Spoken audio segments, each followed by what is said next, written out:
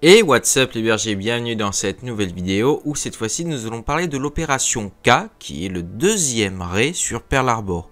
Oui, il y a eu le premier raid le 7 décembre 1941 et un deuxième tout à fait anecdotique puisque ce n'est pas rentré dans les manuels d'histoire, mais qui quand même, faut le mentionner, ne manque pas d'audace. Allez, c'est parti.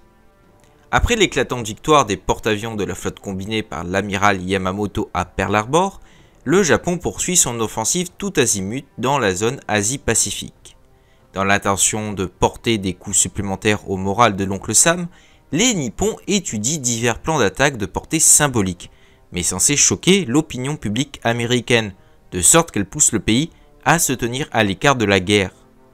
Plus ou moins réalistes, ces suggestions démontrent déjà l'impuissance de l'Empire du Soleil Levant à projeter des moyens de l'autre côté de l'immense océan Pacifique. Faute d'y arriver, c'est Pearl Harbor qui se trouve une nouvelle fois dans leur ligne de mire. Parmi les propositions discutées aux plus hauts échelons de la marine impériale, l'attaque éclair du groupe aérien embarqué d'un porte-avions sur la côte ouest ou le raid d'un bombardier stratégique, dont le Japon est d'ailleurs totalement dépourvu. Ces suggestions sont rapidement écartées, mais l'idée de l'un des participants à ces réunions d'état-major, le maître principal Nobuo Fujita, pilote de l'hydravion Yokozaka E-14Y du I-25, sous-marin océanique de retour au Japon après une patrouille sur la côte ouest, retient toute l'attention. Cet officier, de 34 ans, vétéran de la bataille de Pearl Harbor, le I-25 était l'un des submersibles ayant ouvert la route à la flotte combinée, suggère en effet que les hydravions embarqués comme le sien exécutent des bombardements d'objectifs tels que le canal de Panama, voire les usines aéronautiques et bases navales situées près des villes de San Diego, San Francisco et Seattle.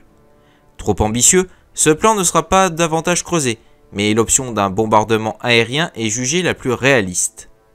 Le vice-amiral Kazume Kinzei, officier du département de l'aéronaval au sein de l'état-major de la marine qui a fait ses études à l'université de Los Angeles, soumet quant à lui le projet qui consisterait à recourir à 6 hydravions Kawanishi E-8K1, nom de code Emily pour les Américains, pour bombarder des cibles sur la côte ouest des États-Unis.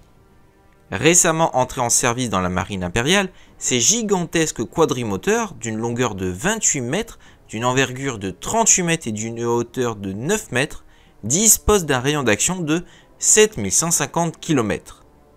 Décollant de l'atoll de Watch dans les îles Marshall, la base japonaise la plus proche des îles Hawaï, les Kawanishi rallieraient un point de rendez-vous avec des sous-marins au large de la Californie afin de ravitailler en carburant, puis repartiraient pour bombarder Los Angeles.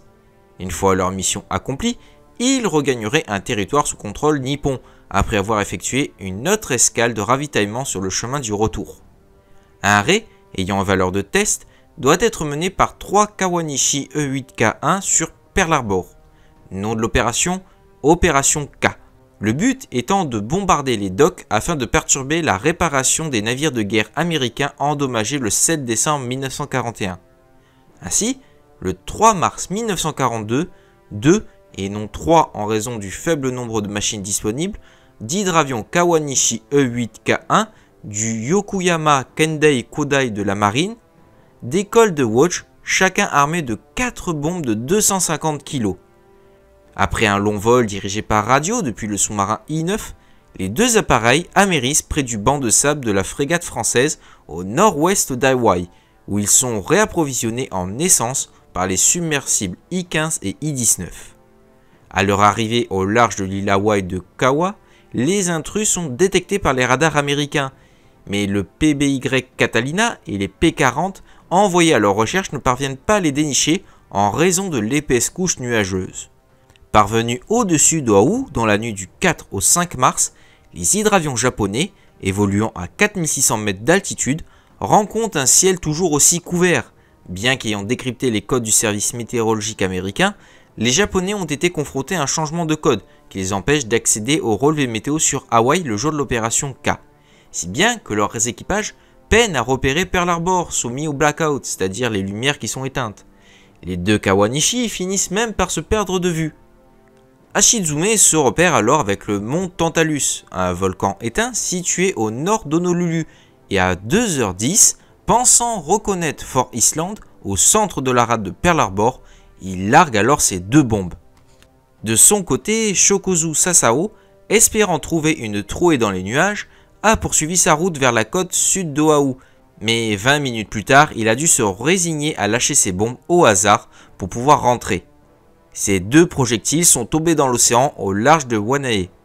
Celles de Hashizume se sont abattues à 300 mètres de la Roosevelt High School, creusant des cratères de 2 à 3 mètres de profondeur et faisant voler en éclats quelques vitres de l'établissement. En dépit des communiqués triomphants de la radio japonaise qui revendique quand même 70 blessés, ce sont là les seuls dégâts causés par ce second ray sur Pearl Harbor. Oui, je sais, vous attendiez à quelque chose de plus passionnant comme deuxième ray, mais bon. Après la désastreuse bataille de Midway de juin 42, le vice-amiral Kinsey soumet une nouvelle monture de son plan et propose cette fois-ci une opération beaucoup plus ambitieuse, effectuée par 30 Kawanishi E-8K.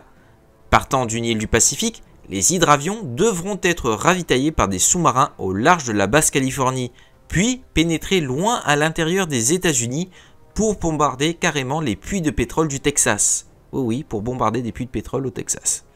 Leur mission accomplie, les appareils rejoindraient des types 14 Mid-Chloé, littéralement des vaches à lait, surnom des sous-marins pétroliers de la Kriegsmarine, à un lieu préétabli dans le golfe du Mexique. Le plan de Kinsey entrerait alors dans sa seconde phase.